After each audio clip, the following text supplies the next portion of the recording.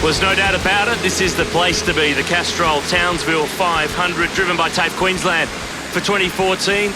Dunlop Series time. James Moffat is alongside me, a man who won the first round here in 2009 for DBS. They've had another qualifying session this morning, so it's a different grid to what we had from the results of yesterday. Cam Waters in drama yesterday. He's got pole position for the second time this weekend. Series leader Ash Walsh is alongside with 30 cars. It's a big field for this weekend. And don't we all love coming up to Townsville Noons? The weather is perfect. Couple of notable guys to mention a bit further in the pack than they would have liked. Of course, Stephen Johnson, first time in the Dunlop Series, and he's out of 13th for this race, so he'll be looking to charge through. So, round win is on the line. Chris Pither won the race yesterday.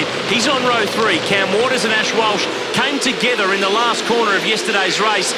They square off from the front row of the grid. Race 2 of the weekend, 29 laps, and it's the series points leader in the Infant's Friend Ford that takes the lead on the run through turn 1. Great start by Walsh, but this is where the trouble spot here on this circuit on the opening lap is. Into turn 2.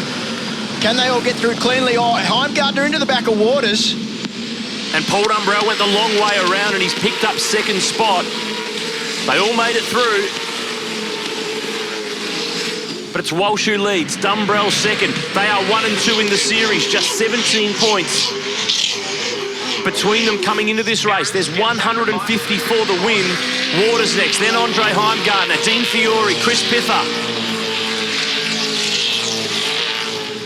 And Walsh there, he's a little bit wide. He got a little greedy over the curve on the run through the left, and it left him vulnerable on the exit of the right. So Dumbrell will start to close on in. There he is in that silver and blue Commodore. He's going to make a lunge. He's really close. Bit cheeky there by Walsh there. Decided to put the block on Dumbrell after he'd committed to the normal braking line, but he manages to stay in front. Good job from him on the opening lap. Got a good start. The initial jump looked quite even, Aaron, but his secondary phase of the start was much better than Waters, who has dropped down to 3rd from pole position. And if you weren't with us yesterday, we will remind you that Paul Dumbrell missed a race in the last round at Barbagallo. He flew back to Melbourne for business commitments, so he's a race behind and he's made a mistake. He's brushed the wall and folded the mirror in. Waters goes through. Heimgartner gets a run in the Finance Easy Ford. And this is why Dumbrell is doing this series, to keep himself sharp, to keep himself active in a race car before he teams up with Jamie Whincup for the Pertec Enduro Cup. I spoke to him earlier in the day and he said, you need to get in this stuff. You need to have cars around you. You need to have hazards in front of you. You need drama. You need things going on, because when you get to Sandown come September, if you've done nothing all year, or maybe a test day by yourself around a racetrack, you're not in the game. It feels completely strange. We always say, Noons, it's all well and good doing 1,000 miles at a test day on your own, but nothing keeps you sharper than actually being in the race car in a race environment. So Paul probably just got caught out there by maybe the tyre temperature not being completely up to where he was expecting. Locked that right front brake. Luckily, he didn't get into the back of Ash Walsh. Give the fence a bit of a rub. Lost a couple of positions out of it. So you'll be disappointed with that. Here we go now. Jacobson up the inside of Aaron Russell. And Gary Jacobson, the Eggleston team, they were here till midnight last night. This was the car that in that last corner crash yesterday between Waters and Walsh, it caused some drama behind. Jacobson was hit from behind. I think it was actually Aaron Russell who's right behind him here on the road. The back of that car lifted up to 45-degree angle and crashed back down to the ground. They had to do quite a few repairs to get him back in the race. Jim Pollicina's down the escape road at turn 3. The left front tyre is flat. Down. So whether he's hit the wall, someone else, that's one of the ex-FPR cars that Tony D'Alberto raced most recently in the main championship. Problem here for Stephen Johnson in pit lane.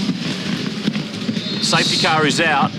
A lot of damage to the back of that Wilson Security Ford, so whether Stevie's got a problem, we're not sure, but won't be losing as much time as he could be under safety car conditions, obviously. Getting set for a restart in Townsville. Petter's SRT safety car leaving the circuit, and it gives Ash Walsh now the chance to lead us back, get us racing again at the end of lap 7 of a scheduled 29. Drama for Stephen Johnson. He's been to pit lane again in the Wilson Security Ford. And look at Dean Fiore here. He's got to defend yesterday's race winner, Chris Pither. Flat chat through turn 1 of this restart. Andre Heimgartner and Paul Dumbrell trying to go with Walsh and Waters, who were the fast men in yesterday's race. Yeah, they certainly were. They had cleared out from the field until the late race safety car Bad restart there for Di Fiore. Dropped the right rear on the exit of the last corner, and it put him under pressure from Pither. Talking about being under pressure, look at Cam Waters. He's got another FBR Falcon right behind him in Andre Heimgartner. Walsh pushing clear, just getting him up. And Waters is sideways. Look at the rear of the NZ Ford all over the place. And Heimgartner will sniff an opportunity here. He's right there. Dumbrell, Fiore, Pither, Gary Jacobson, Aaron Russell, Andrew Jones and Pedersen just through from race control 2. Pit lane penalty issued for Macaulay Jones, a start procedure infringement. That's a shame. He'll be pulled out of 16th in the race, having debuted yesterday and finished a very solid 10th. Move here by Aaron Russell, really deep under brakes.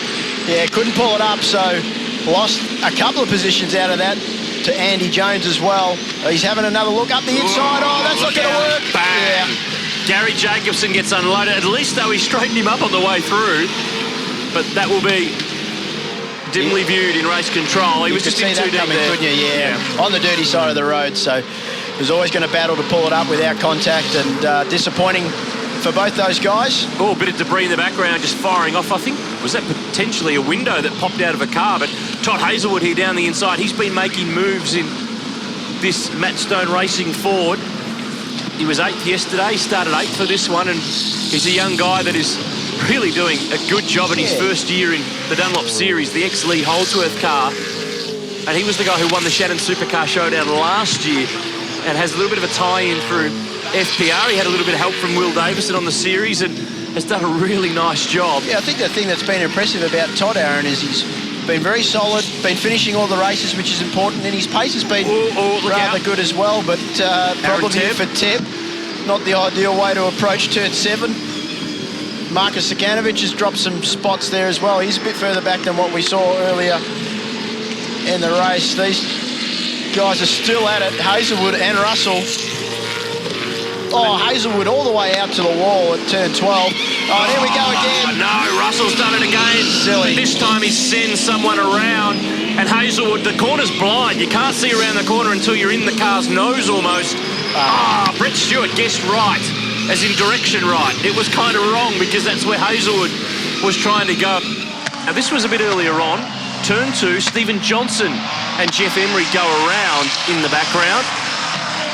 So that was the reason why we saw Stephen Johnson coming into pit lane. Obviously had a flat tyre. And this is the drama with Aaron Russell. Up the inside into turn 13 on the dirty stuff. Was never going to pull that off. And Gary Jacobson, innocent bystander and all that. Next time around, Aaron Russell again had drama with the final corner. Couldn't stop it. Tapped Todd Hazelwood, who was having a very strong run, but this time he went all the way around, and that's picked up the young Newcastle driver a pit lane penalty after having a pretty good weekend otherwise. Out front though, Ash Walsh, he's got control. He's staring down the barrel of another race win. We're approaching the halfway mark of this final race of the weekend, and the Ipswich racer is out in front. They're off and chasing him.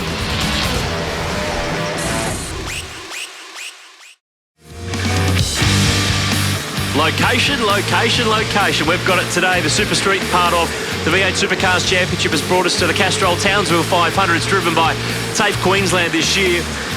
What a good part of the world.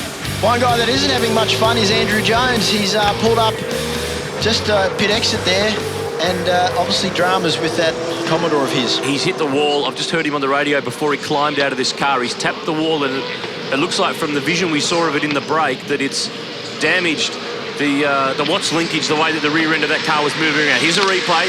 There he is, the former Dunlop Series champion. Yep, left rear, tapped the wall, and that's busted the rear end. It's just too wide through turn 12, and it goes to show it doesn't take much of a hit to break these cars, especially with the Watts link in this old generation V8 Supercar. If you get it right at the right angle, breaks the bolt, and Brad Jones not very happy, shaking his head in pit lane. Chris Pether, the former V8 Ute champ, Ice Break Coffee Commodore. It's run by BJR. It's engineered by Paul Forgy, who was, of course, with Marcus Ambrose when he won a couple of titles in the mid-2000s. And Chris, he crossed the line second in yesterday's race. Cam Waters was given a penalty for contact with Ash Walsh at the last corner, and he was really emotional because it was his first race win in V8 Supercar racing. And I'll tell you what, he might be a bit more emotional today because he could win his very first round. Super slow-mo now of Ash Walsh, and just look at the load that goes through these cars over the curbs up here in Townsville. And watch the way that car compresses back down. That's the sort of corner where you need your suspension package working. It's the black art of motor racing, and they've got it right. He's built the margin now to 3.9 seconds, 2 laps to go. He just needs to cruise it on home.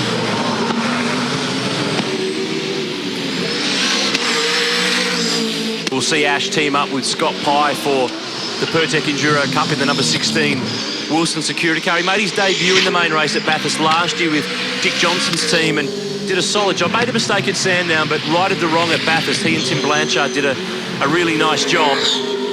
And he's just building his experience. He spent some time in Formula Ford. He went overseas, did a little bit of Formula Renault, was in and around the Australian A1 Grand Prix team there for a while, and has really built himself into a guy who has done a nice job in this Dunlop series. He's growing with this little team. It's Matt Stone Racing. It's Jim Stone's son. Jimmy's heavily involved there as well.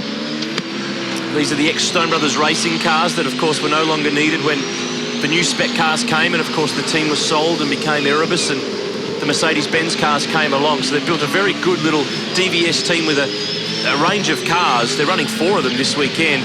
They've become a team to really watch in the Dunlop series. Yeah, and Ash has always been fast, right through the junior categories. And this year he's just managed to, I guess, go that next level. He's definitely been the benchmark so far this year. And, you know, going up against guys like Paul Dumbrell in Triple Eight equipment is nothing to be sneezed at. So this team, this driver combination is really doing a fantastic job. A few years Ash has been in this series now, and he's always been fast, like I said, but he's just managed to always find himself in trouble somehow. But this year, he doesn't seem to be getting himself in trouble, if not being on the wrong end of the trouble sometimes, with a couple of incidents with Cam Waters, namely yesterday, obviously. So all he's got to do now is bring it through turn 11 and 12, under the bridge, over the bumps of the railway line, which is quite hairy in a V8 supercar, and he's going to get a well-deserved victory. He was the bridesmaid in the Dunlop Series last year, the runner-up who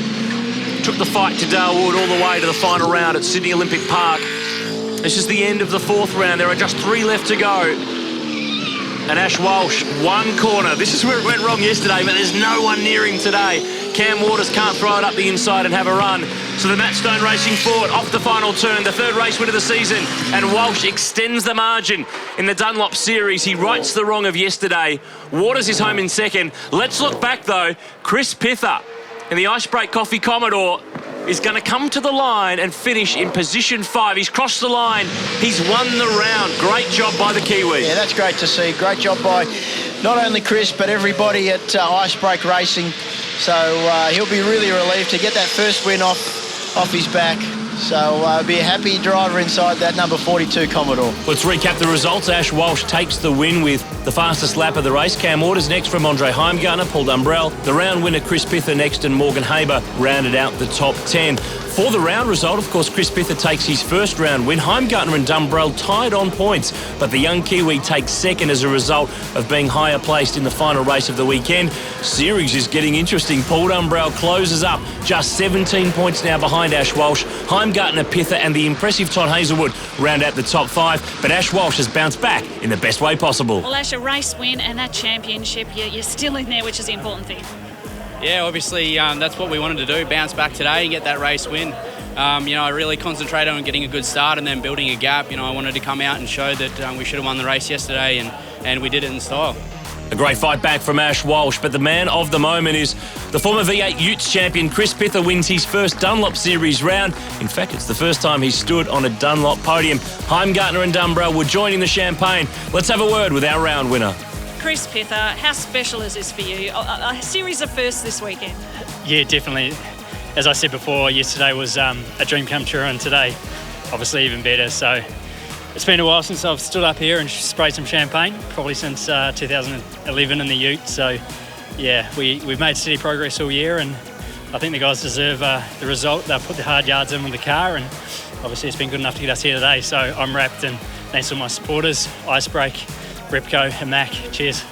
Next round of the Dunlop Series takes us to Ash Walsh's home track and his hometown, Ipswich, Queensland Raceway, round 5 at the start of August. Looking forward to getting back to the paperclip on behalf of the entire team. We'll see you next time with more action from the Dunlop Series.